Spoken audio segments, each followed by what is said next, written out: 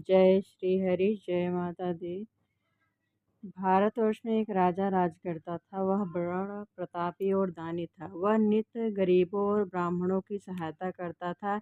यह बात उसकी रानी को अच्छी नहीं लगती थी। वह न गरीबों को दान देती, न भगवान का पूजन करती थी और राजा को भी दान देने से मना किया करती थी। एक दिन राजा शिकार खेलने वन को गया हुए तो रानी महल में अकेली थी।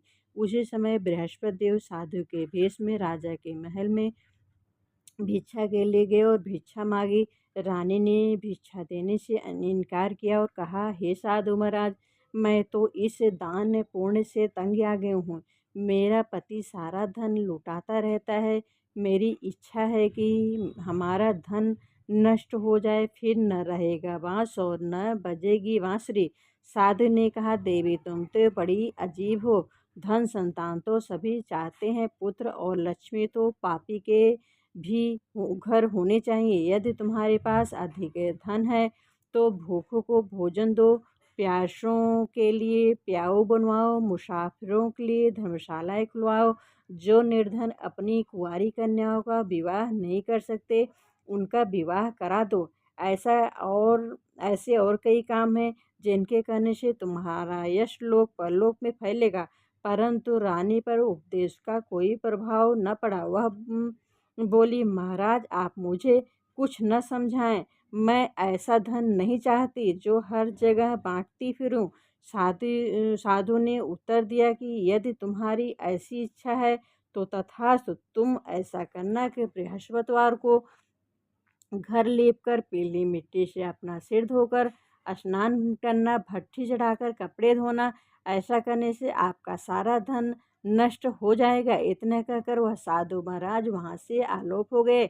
जैसे वह साधु कह कर गया था, रानी ने वैसा किया। 6 बृहस्पतिवार ही बीते थे कि उसका समस्त धन नष्ट हो गया और भोजन के लिए दोनों तरसने लगे, संसारिक भोगों से दुखी रहने लगे। तब वह राजा रानी से कहने लगा कि तुम यहाँ पर रहो, मैं दूसरे देश में जाऊँ, क्योंकि यहाँ पर मुझे सभी मनुष्य जानते हैं, इसलिए कोई कार्य भी नहीं कर सकता। देश चोरी परदेश भी बराबर है। ऐसा कहकर राजा परदेश चला गया। वहाँ जंगल को जाता और लकड़ी काट लाता और शहर में बेचता। इस तरह जीवन व्यतीत करने लगा। एक दिन दुखी होकर जंगल में एक पेड़ के नीचे आसन जमा कर बैठ गया। वह अपनी दशा को याद करके व्याकुल होने लगा। बृहस्पतिवार का दिन था। एकाएक उसने देखा कि निर्जन वन में एक साधु प्रकट हुआ। वह साधु वेश में स्वयं बृहस्पति देवता थे। लकड़हारे के सामने आकर लकड़हारे के से बोले, सुनसान जंगल में तू चिंतामग्न क्यों बैठा है? लकड़हारे ने दोनों हाथ जोड़कर प्रणाम किया और उत्तर दिया, महात्मा जी, आप सब कुछ जानते हैं, मैं क्या कहूँ। यह कहकर रोने लगा और साधु को आत्मकथा सुनाई। महात्मा जी ने कहा, तुम्हारी स्त्री ने बृहस्पति के दिन वीर भगवान का निरादर किया है, जिसके कारण रुष्ट होकर तुम्हारी यह दशा कर दी। अब तुम चिंता को दूर करके मेरे कहने पर चलो, तुम्हारे सब कष्ट दूर हो जाएंगे। भगवान पहले से भी अधिक धन संपत्ति देंगे। तो बृहस्पति के दिन कथा किया करो। 2 पैसे के चने मुनक्का मंगवा कर उसका प्रसाद बनाओ और शुद्ध जल से लोटे में शक्कर मिलाकर अमृत तैयार करो। कथा के पश्चात अपने सारे परिवार और सुनने वाले प्रेमियों में अमृत व प्रसाद बांटकर आप भी ग्रहण किया करो। ऐसा करने से भगवान तुम्हारी सब कामनाएं पूरी करेंगे। साधु के से सुनकर लकड़हारा बोला, हे प्रभु, मुझे लकड़ी बेचना इतना पैसा नहीं मिलता, इससे भोजन करने के उपरांत कुछ बचा सकूं। मैंने रात्रि में अपनी स्त्री को व्याकुल देखा है, मेरे पास कुछ भी नहीं है जिससे उसकी खबर मंगा सकूं। साधु ने कहा, लकड़हारे, तुम किसी बात की चिंता मत करो। बृहस्पतिवार के तुम रोजाना तेरह लकड़ियां लेकर शहर को जाओ। तुमको रोज से दूना दूना धन प्राप्त होगा। इससे तुम भली भांति भोजन कर लोगे तथा विश्वदेव की पूजा का सामान भी आ जाएगा। इतने कहकर साधु अंतर्ध्यान हो गए। धीरे धीरे समय व्यतीत होने पर फिर वही बृहस्पतिवार का दिन आया। लकड़हारा जंगल से लकड़ी काटकर किसी भी शहर में बेचने गया। उसी और दिन से अधिक पैसा मिला। राजा ने चना गुड़ आल लाकर गुरुवार का व्रत किया। उस दिन से उसके सभी क्लेश दूर हुए। परंतु जब दोबारा गुरुवार का दिन आया तो बृहस्पतिवार व्रत करना भूल गया। इस कारण बृहस्पति भगवान नाराज हो गए। उस दिन से उस नगर के राजा ने विशाल यज्ञ का आयोजन किया था। शहर में घोषणा करा दी कि कोई भी मनुष्य अपने घर में भोजन न बनावे, न आग जलावे, समस्त जनता मेरे यहाँ भोजन करने आवे। इस आज्ञा को जो न मानेगा उसके लिए फांसी की सजा दी जाएगी। इस तरह की घोषणा संपूर्ण नगर में करवा दी गई। राजा की आज्ञानुसार शहर के सभी लोग भोजन करने गए, लेकिन लकड़हारा कुछ देर से पहुंचा, इसलिए राजा उसको अपने साथ घर लिवा ले गए और ले जाकर भोजन करा रहे थे तो रानी की दृष्टि उस खोटी पर पड़ी जिस पर उसका हार लटका हुआ था। वह वहां पर दिखाई न दिया। रानी ने निश्चय किया कि मेरा हार इस मनुष्य ने चुरा लिया है। उसी समय पुलिस को बुलाकर उसको जेल खाने में डलवा दिया। जब लकड़हारा जेल खाने में पड़ गया और बहुत दुखी होकर विचार करने लगा कि न जाने कौन से पूर्व जन्म के कर्म से मुझे यह दुख प्राप्त हुआ है, और उसी साथ को याद करने लगा जो कि जंगल में मिला था। उसी समय तत्काल बृहस्पति देव साधु के रूप में प्रकट हो और उसकी दशा को देखकर कहने लगे, अरे मूर्ख, तूने बृहस्पति देवता की कथा नहीं करी, इस कारण तुझे दुख प्राप्त हुआ है। अब चिंता मत कर। बृहस्पतिवार के जिन दिन जेल खाने के दरवाजे पर 4 पैसे पड़े मिलेंगे, उनसे तू बृहस्पति देवता की पूजा करना, तेरे सभी कष्ट दूर हो जाएंगे। बृहस्पति के रोज उसे 4 पैसे मिले। लकड़हारे ने कथा कही। उसी रात को बृहस्पति देव ने उस नगर के राजा को सपने में कहा, हे राजा, तुमने जिस आदमी को जेल खाने में बंद कर दिया है वह निर्दोष है, वह राजा है, उसे छोड़ देना। रानी का हार उस खोटे पर लटका है। अगर तू ऐसा नहीं करेगा तो मैं तेरे राज्य को नष्ट कर दूंगा। इस तरह रात के स्वप्न को देखकर राजा प्रातःकाल उठा और खूंटी पर हार देकर लकड़हारे को बुलाकर क्षमा मांगी तथा लकड़हारे को योग्य सुंदर वस्त्राभूषण दे के विदा किया था। बृहस्पति देव की आज्ञा अनुसार लकड़हारा अपने नगर को चल दिया। राजा जब नगर के निकट पहुंचा तो उसे बड़ा आश्चर्य हुआ। नगर में बहुत से अधिक तालाब और कुएं तथा बहुत सी धर्मशाला मंदिरात बन गई हैं। राजन ने पूछा, यह किसका भाव, किसकी धर्मशाला है? तब नगर के सब लोग कहने लगे, सब रानी और बादी के हैं। तो राजा को आश्चर्य हुआ और गुस्सा भी आया। जब रानी ने खबर सुनी कि राजा आ रहे हैं तो उसने बादी से कहा कि हे दासी, देख राजा हमको कितनी बुरी हालत में छोड़ गए थे। हमारी ऐसी हालत देखकर लौट न जाएं, इसलिए तू दरवाजे पर खड़ी हो जा। आज्ञा अनुसार दासी दरवाजे पर खड़ी हो गई। राजा आए तो उन्हें साथ लिवा लाई। तब राजा ने क्रोध करके अपनी रानी से पूछा, धन तुम्हें कैसे प्राप्त हुआ है? तब उन्होंने कहा, हमें यह सब धन बृहस्पति देव के इस बुत के प्रभाव से प्राप्त हुआ है। राजा ने निश्चय किया, 7 रोज बाद तो सभी विष्णुदेव का पूजन करते हैं, परंतु मैं रोजाना दिन में 3 बार कहानी कहा करूँगा, हर रोज बद किया करूँगा। अब हर समय राजा को दुपट्टे में चने की दाल बधी रहती तथा दिन में 3 बार कहानी कहता है।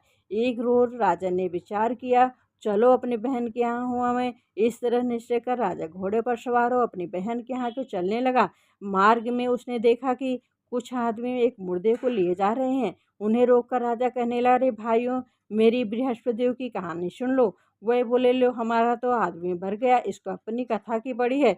परंतु कुछ आदमी बोला, अच्छा कहो, हम तुम्हारी कथा भी सुनेंगे। राजा ने दाल निकाली और जब कथा आधी हुई तो मुर्दा हिलने लगा, और जब कथा समाप्त हो गई तो राम राम करके मनुष्य उठकर खड़ा हो गया। आगे मार्ग में उस किसान खेत में हल चलाता मिला। राजा ने उससे देखा और उससे बोला, अरे भैया, तुम मेरी बृहस्पतिवार की कथा सुन लो। किसान बोला, जब तक मैं तेरी कथा सुनूंगा तब तक 4 है जोत लूंगा। जा अपनी कथा की शुरू और कुछ सुनाना। इस तरह राजा आगे चलने लगा। राजा के हटते ही बैल पर छाड़ खाड़ कर गिर गए था। उसके पेट में बड़ी जोर का दर्द होने लगा। उस समय उसकी माँ रोटी लेकर आई और उसने जब देखा तो अपने पुत्र से सब हाल पूछा और बेटे ने सभी हाल कह दिया। तो बुढ़िया दौड़ी दौड़ी उस घुड़सवार के पास गई और उससे बोली, मैं तेरी कथा सुनूंगी, तू अपनी कथा मेरे खेत पर चल कर कहना। राजा ने बुढ़िया के खेत पर जाकर कथा कही, जिसके सुनते ही वह बैल उठ खड़े तथा किसान के पेट का दर्द बंद हो गया। राजा अपने बहन के घर पहुंचा। बहन ने भाई को खूब मेहमानी की। दूसरे रोज प्रातःकाल राजा जगा तो देखने लगा कि सब लोग भोजन कर रहे हैं। राजा ने अपनी बहन से कहा कि ऐसा कोई मनुष्य हो जिसने भोजन नहीं किया हो, मेरी बृहस्पतिवार की कथा सुन ले।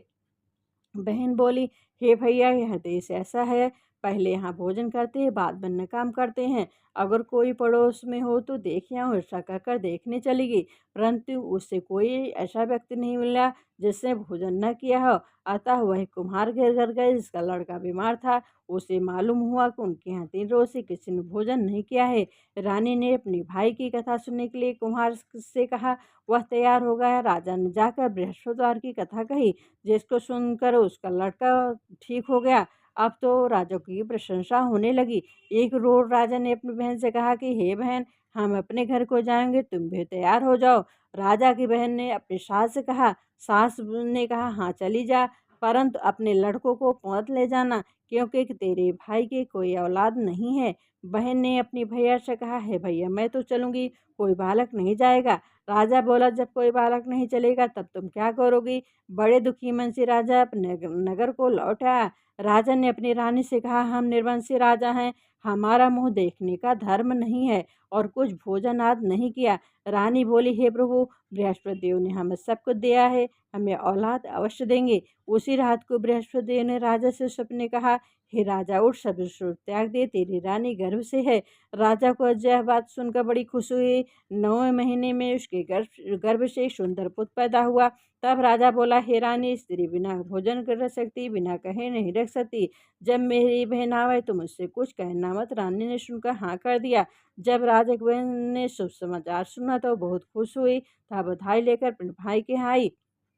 तभी रानी ने कहा, घोड़ा चढ़कर तो नहीं आई, गधा चढ़ी आई। राजा की बहन बोली, भाभी मैं इस प्रकार न कहती, तुम्हें औलाद कैसे मिलती? बृहस्पति देव ऐसे हैं जैसे जैसे मन में कामनाएं हैं सभी को पूर्ण करते हैं। जो सद्भावना पूर्वक विश्वास को वध करता है एवं कथा पढ़ता है, सुनता है, दूसरों को सुनाता है, बृहस्पति देव की मनोकामना पूर्ण करते हैं। भगवान बृहस्पति देव उसकी सदैव रक्षा करते हैं।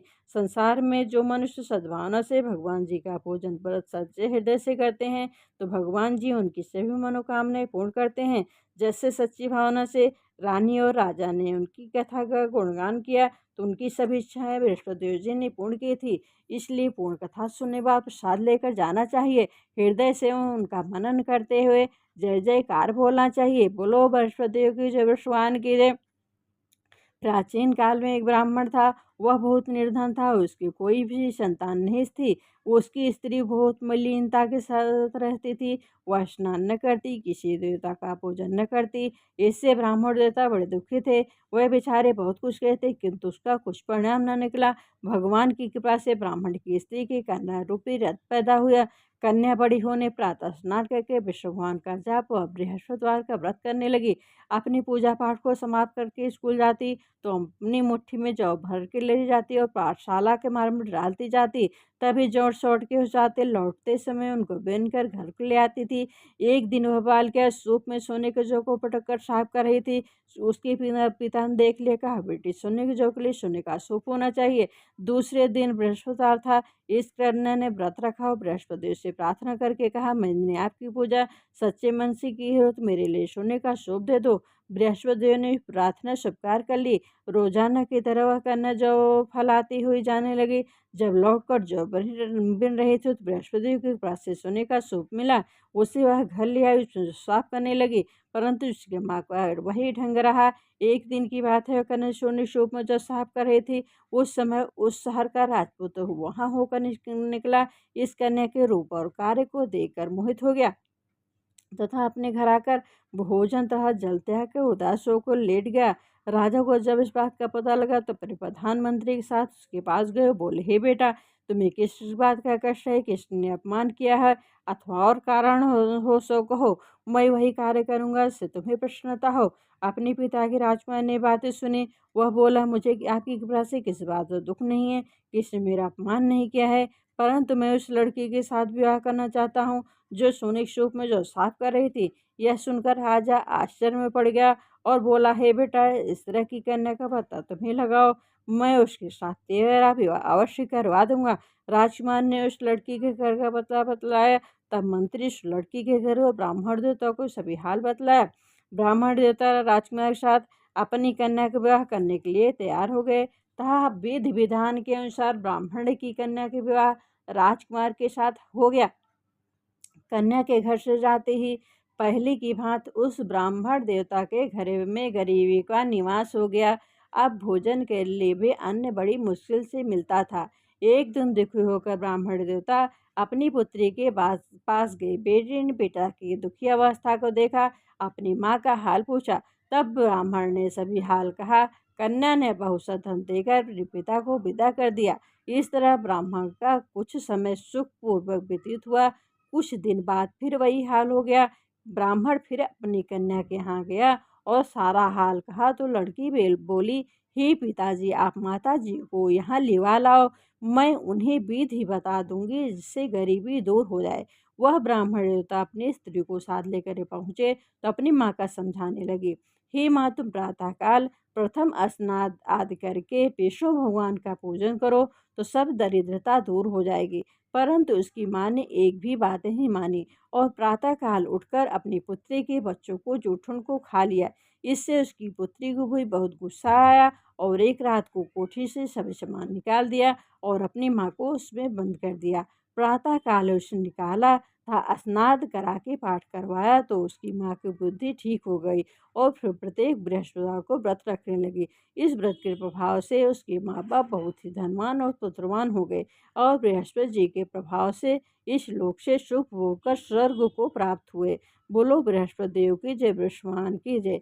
ओम जय बृहस्पति देवा, स्वामी जय बृहस्पति देवा। छिन छिन भोग लगाऊं के दिली फल मेवा। ओम जय बृहस्पति देवा, तुम पूर्ण परमात्मा, तुम अंतर्यामी, पार ब्रह्म परमेश्वर, तुम सबके स्वामी। ओम जय बृहस्पति देवा, चरणामित निज निर्मल शब पातक हरिता, सकल मनोरथ दायक कृपा करो भरता। ओम जय बृहस्पति देवा, तन मन धन अर्पण कर जो चरण शरण पड़े, प्रभु प्रगट तब हो कर आकर द्वार खड़े। ओम जय बृहस्पति देवा, दीन दयाल दयानिधि भक्तन हितकारी, पाप दोष सब हरता भव बंधनिहारी। ओम जय बृहस्पति देवा,